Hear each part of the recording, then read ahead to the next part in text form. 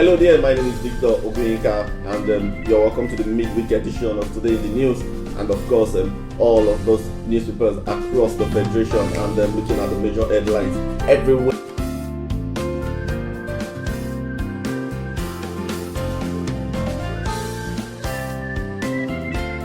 Over 1,000 people are benefiting from free medical services provided by the FCT chapter.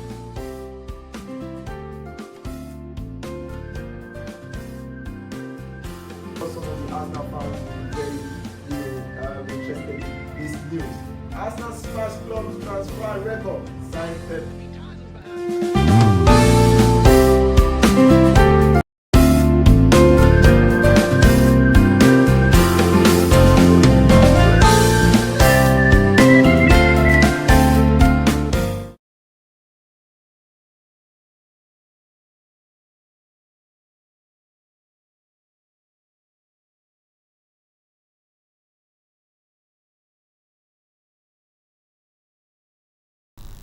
Hello and welcome to another brand new day, and this is Today in the News on Vanguard Live, and here we talk about all the top stories on our front pages of the newspaper and also review them.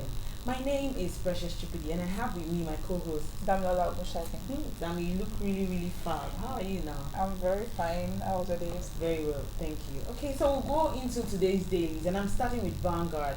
And on Vanguard, major headlines, we have insecurity. Fire service chiefs now. Senators, Rep tells Buhari. Rep pass resolution asking service chiefs to resign or get fired.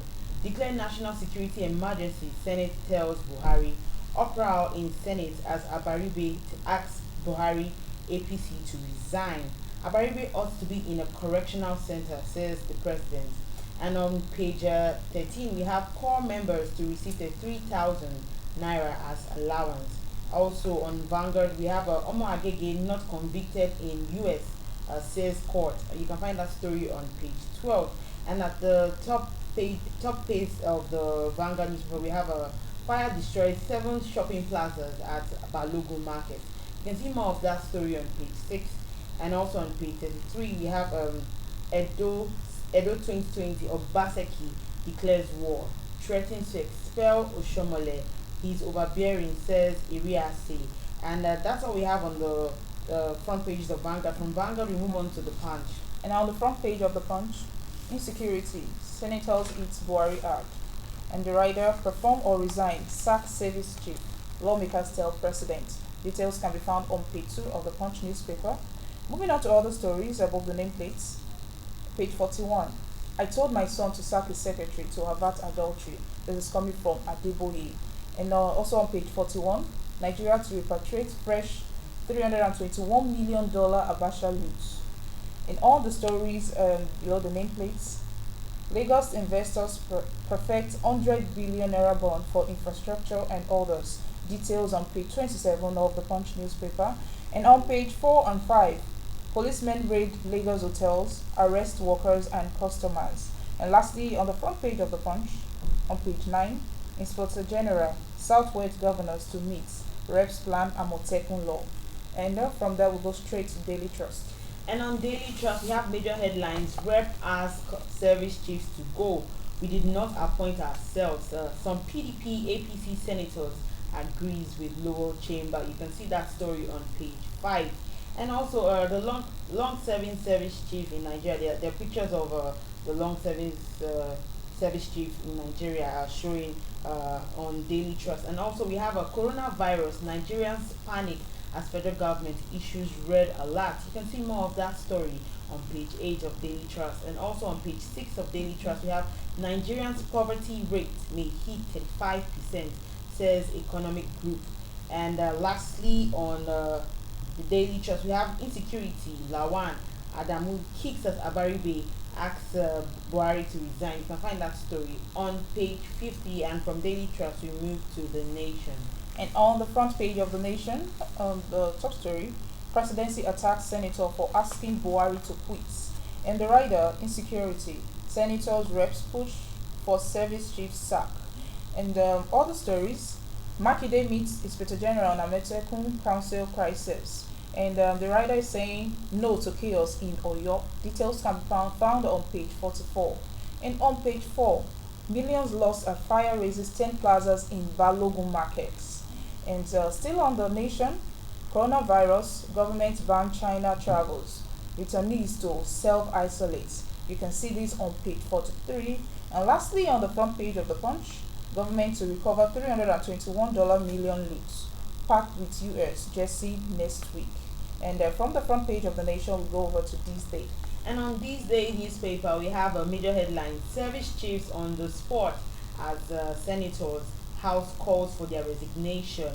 Senate urges Buhari to declare national security emergency, summons IG. Also, we have Lagos raises 100 billion naira from capital market for infrastructure. You can find that story on page 5. And also, we have a federal government begins major airport airfield lighting to improve visibility. That story can also be found on the page 9. And lastly, on this day newspaper, we have a coronavirus concerns heightens as Chinese expatriates return from holiday. And on Vanguard Sports, we have don't renew Raw's contract. Odegbami tells NFF. And also we have Eguavon. Raw deserves a new contract on one condition. And also we have on Vanguard Sports, Okocha, why I didn't win CAF FIFA award. You can find more on that story on Vanguard Sports. Okay, we're going to go on a very quick break, and when we come back, we'll continue to discuss on our newspaper review. And also we have a very beautiful guest in the studio who we're going to be asking some series of questions of what's trending on our front pages of the newspaper. We'll be right back. Stay there.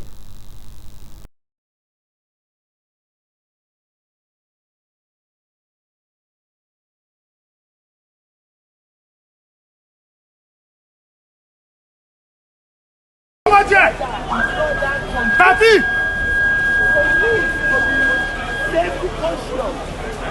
Okay, you're supposed to come down.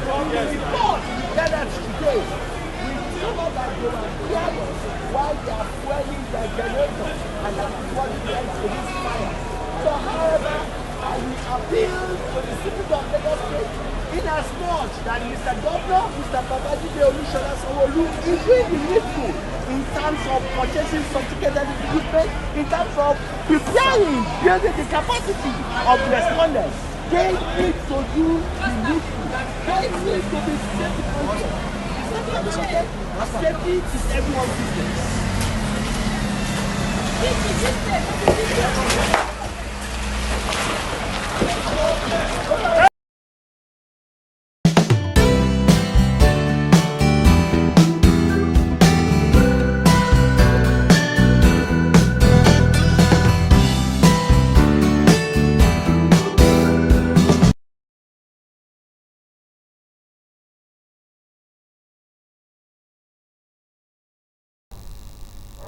Alright, welcome back.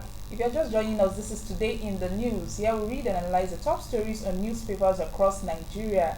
And we've done the review, paper review for this morning. And right now we are going to the analysis segment. And before we went on the break, we said we had a beautiful guest with us in the studio. And she is Yinka Kenny. She's a TV host and journalist.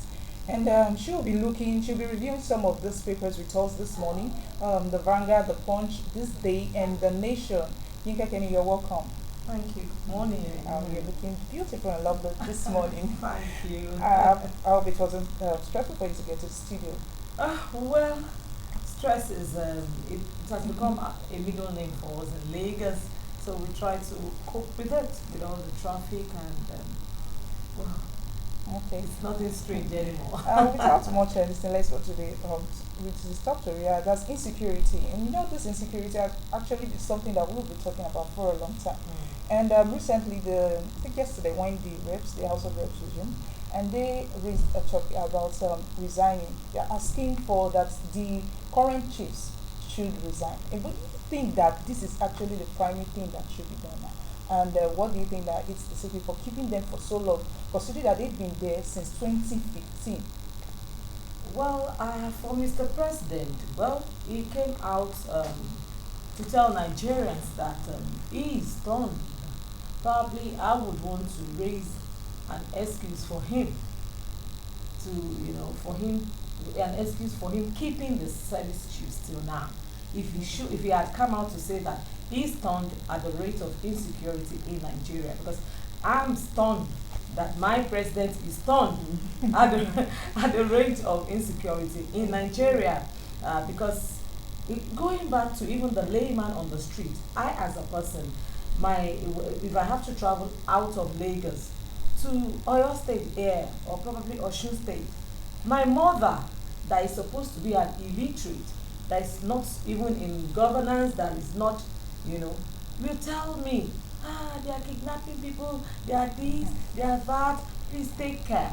So if Mr. President is now saying, well, he's not aware of that level of insecurity, okay, let's take it for him, let's take his words for his words. Probably I want to raise that excuse for him. That's the reason he felt that the service chiefs, they've been performing, and well, if they have been performing, why take them away? Let's leave them to remain there. But well, it has dawned on him now that probably these people, they've really not been, up to the task. Yes, we give it to them, we give it to the military, we give it to the Air Force when, in curbing the insurgency, the insecurity, the banditry, and all that. And when they just came in, they did a lot of things, in their own capacity. Okay. But like every Nigerian is saying, or almost all the Nigerians are saying now, that they have overstayed their welcome. Probably they have run out of ideas. Probably they have no new techniques. Probably they're too much comfortable in their comfort zone or something, whatever. But the fact remains that in the recent times, we are not seeing, the level of security changes that we ought to see. It seems as if the insecurity is growing from one level to an upper level, and that's why everybody feels that, okay, if those people are there and it seems that they've lost idea, why not let them go? So I want to believe that Mr. President is saying now that there's a level of insecurity that that needs to be curbed. Probably it would heed to Nigerians' cry and take action. Okay, so thank you very much for that, Ma. And we've been having response of people saying that the president hasn't been doing very well, as of late. He can't be saying that he's not sure of the insecurity going on in the country. Like, how can he be saying that he's the president? He's supposed to be abreast of what's happening in his country. And as a result of that, the Senate also said that the president should, as a matter of urgency, declare a national security emergency. What do you think about that? Well, the senator is not the first person saying that. Probably because it's coming from a senator now, it has a voice. It has a little bit of weight.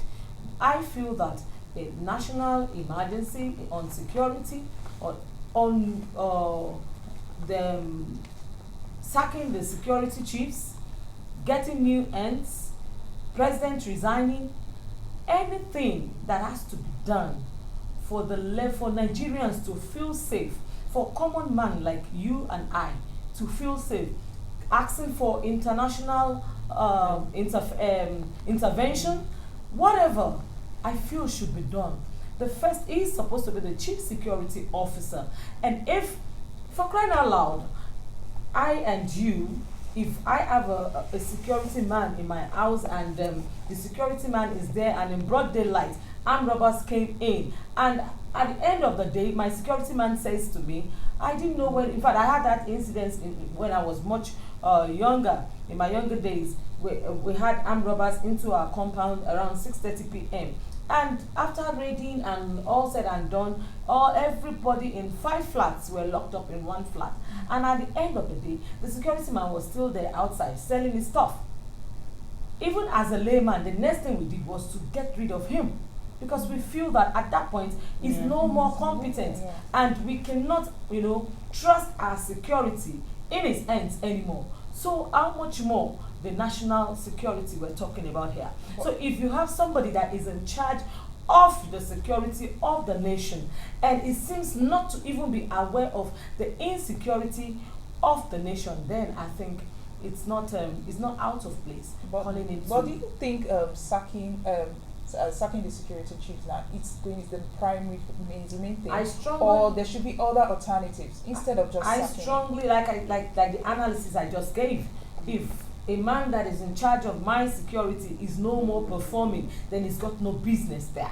I need to get in maybe a new end that will bring in probably new ideas, new techniques, new ways of doing things. Probably it's just we just need to shift this paper from Damilola's hand and put it somewhere beside me here, but so that the man that is coming to attack me he had known it fully well that the paper will always be with Damilola. Yes. So he's coming now with the opinion that the paper is still with Damilola, whereas the new security chief, has taken the paper away from Damilola and put it somewhere else. Maybe we just need new ideas. Okay, also, Senator Adeboye also called for the president's resignation. And, people are saying that is it because he's an opposition party? Is that the reason he's from an opposition party? Is that the reason why he's saying what he's saying? I know even the presidency have replied him and said that he deserves to be in a correction center. And, from his position as well, that he's supposed to replace Nnamdi Kanu. What do you think about that, man? Well, back and forth with politicians, it just beats me the way our lawmakers play politics with people's lives. Fine, Senator Abaribe, in the first place, is a citizen of Nigeria, and to an extent, I think we still all have freedom of speech. Yes. And let's remove the fact that he is a senator. First off, he's a Nigerian, and he's speaking his own mind, and he's talking about what he feels about it. Now bringing in the fact that the back and forth between the PDP and the APC, it's always political, issues between them. And what saddens Nigerians is the way at which we politicize everything, every situation, every circumstance we find ourselves in. Now, Senator Abaribe has said what he said. Now, let's remove the fact that he is a PDP member or he is an APC member. He is picking out the mind of some Nigerians. Now, putting the fact that he is also a PDP member, tell me, the 16 years of PDP, was it better? Was it better?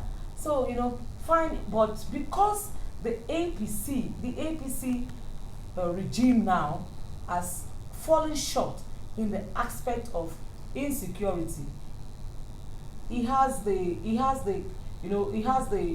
right to speak out, and he has been justified. That's the word. Whatever he says about insecurity now is justified, because it's a known fact. Is what every Nigerian, is what we can see. I tell you, even you and I, it almost seems as if Lagos is the safest place in Nigeria to live in. And even here in Lagos, I tell you, there are some places you dare not go to at some certain times. So what are we talking about? When you cannot walk on the street and be sure that you are going back home, in peace.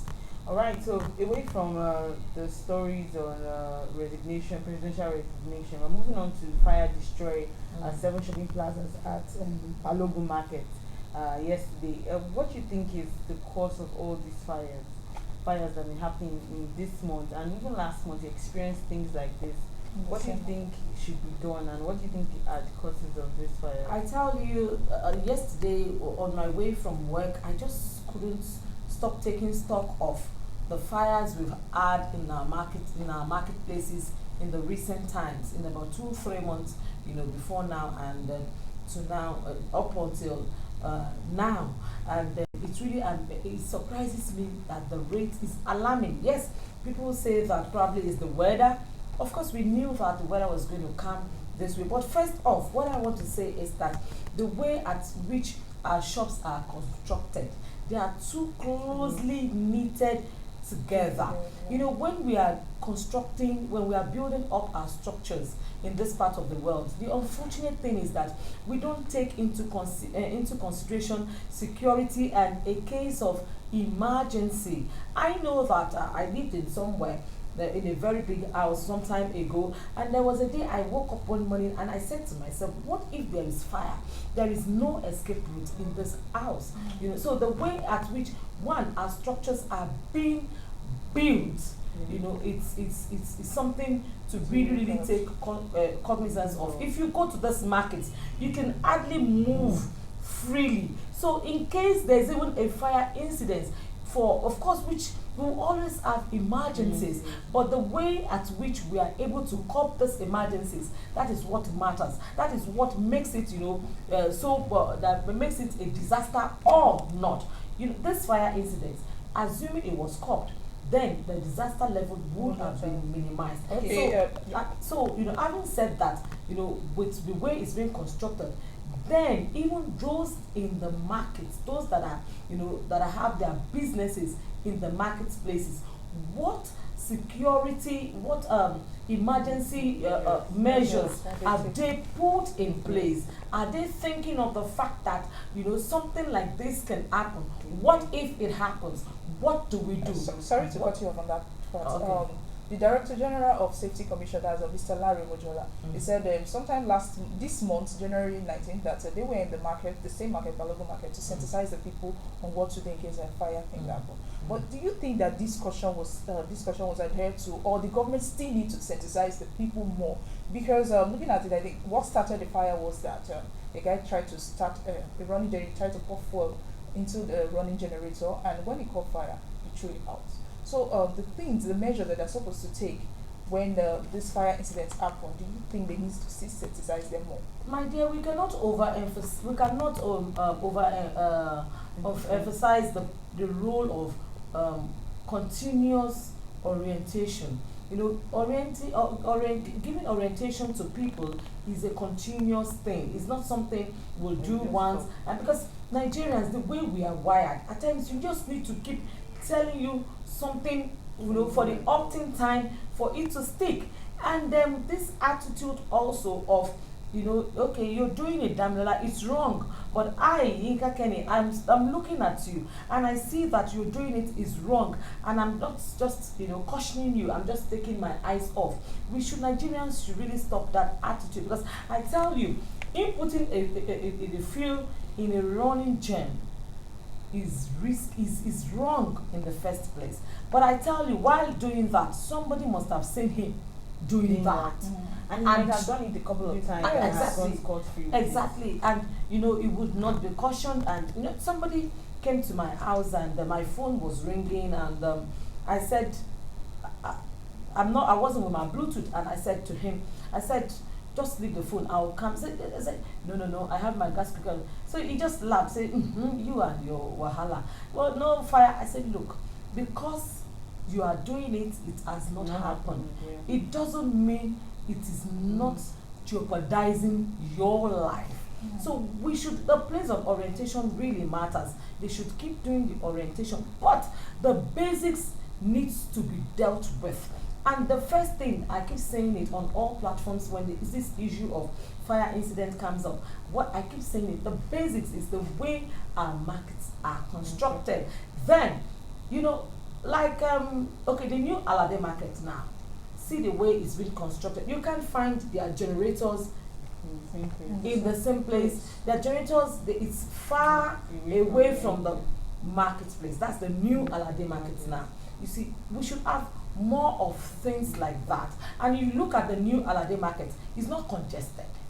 You still have spaces, you know, amongst themselves. So if unfortunately there's a fire disaster, the rate of loss, the rate of disaster is contained.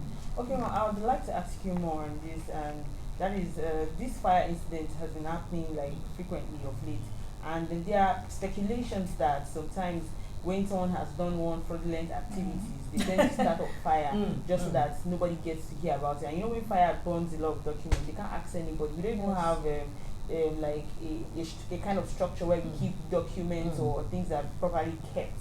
So what can you say about things like this? Do you think that, you know, fraudulent activities might be one of the reasons why people might just, you know, start a fire so that, you know, all those other things they've done will just be hidden?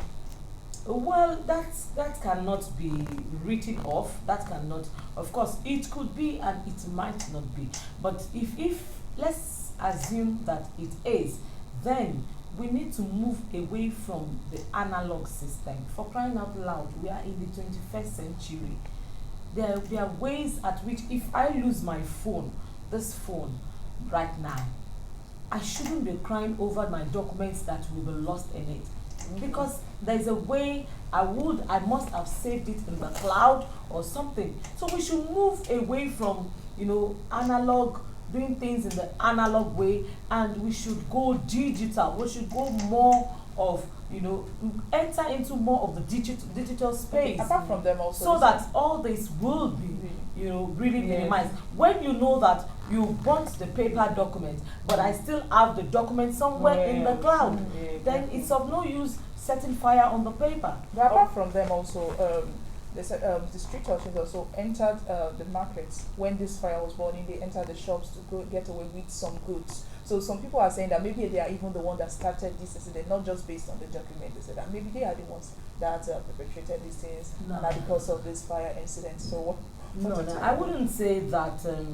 We all know the cause of the fire incidents, and every fire incident, that has been happening. They try to tell us what caused it and where it started from and all that. I don't think so. But for hoodlums using the opportunity to loot, I think it's just a normal thing. Like I said, off air, that why do you find that we have in war people give birth to children in war? Even in war, people still give birth to children. Yes, So right. Moving on further, we're talking about, court members received the 3,000 as allowance. I think it's a welcome development. The fact that, we've had couples in time past complaining about how their wages is pretty small. And, yes, the Director General of National Youth Service Corps said that the monthly allowance of court members have increased to the 3,000. So it's like a welcome development for them. What do you think about this? it's fine, but you know that in Nigeria, like I always say, that talk is cheap. It's okay to say that we give them 33,000 naira, but let it be forthcoming and let it not be delayed. It's fine. It's a welcome development. Okay, away from that story, the General Overseer of the Redeemed Christian Church of God, Oh my God. Pastor Adeboye, in recent tweet, he said he asked his son to sack the secretary. I think he said he's always happy when he's going to work every morning because of the secretary, and he told them to sack. Now there's been a lot of people talking about it on Twitter, arguing back and forth that he shouldn't have said this, that it was not the lady's fault, and some say that it's the right thing. What's your opinion on this? Well, you're putting me on the spot here because first off, I'm a member of the Redeemed Christian Church of God, and I'm a minister in the Redeemed Christian Church of God. So you're putting me on the spot here. But broadcast journalism is my job, so I need to do my job. I need to do a balance and here. If you ask for my opinion strictly about this, not going against the man of God, but I'm giving my own opinion.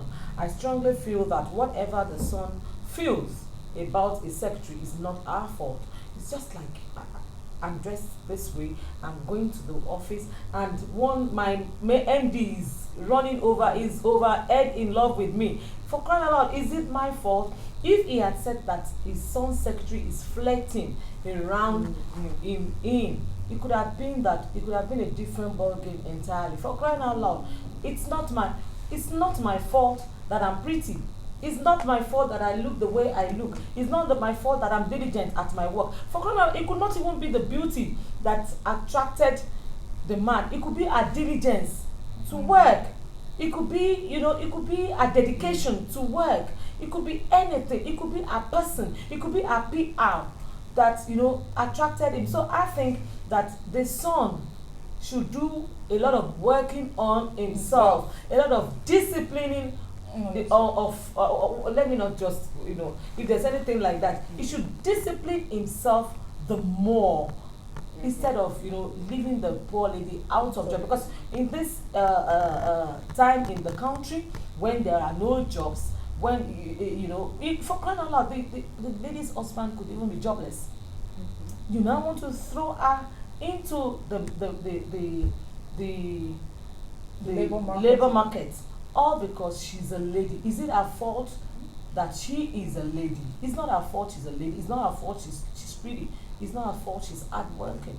So I think the son should work on himself. Alright, you've been listening to Yinka Kenny, broadcast journalist and TV host.